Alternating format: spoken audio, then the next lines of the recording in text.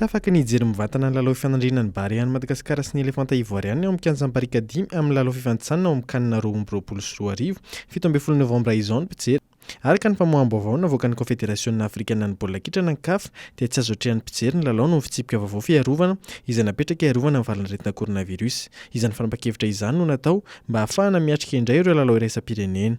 Amin'ny fahitalavitra izany no ahafahan'ireo mpitia baolina kitra malagasy manaraka ny fihaonana eo amin'ny ekipa nasionaly malagasy sy ny ivoirianina ny 12 Novambra any Abidjan ary ny 17 Novambra any Tomasina. Setroka manify rivotra maloto izay nitazana manerana Antananarivo tao. Araka ny tatitra navokany etsika ho an'ny fampandrosoana famerenana amin'ny laonina tontolo iainana ary fanavaozana.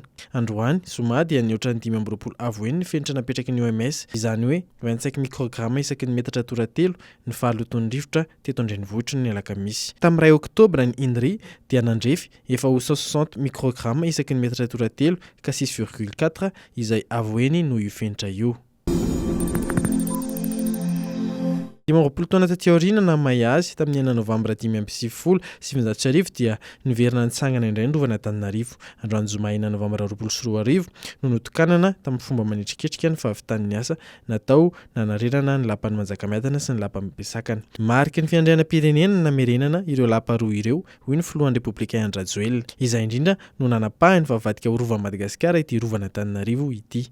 Nozindriny fa efa endrika nanehoana izay fiandrianam-pirenena izay ny tsy nakana vola intsony tamin'ny mpiara-mombonantoka hanao ny fanarenana fa volan'ny Madagasikara madio raha ny filazany.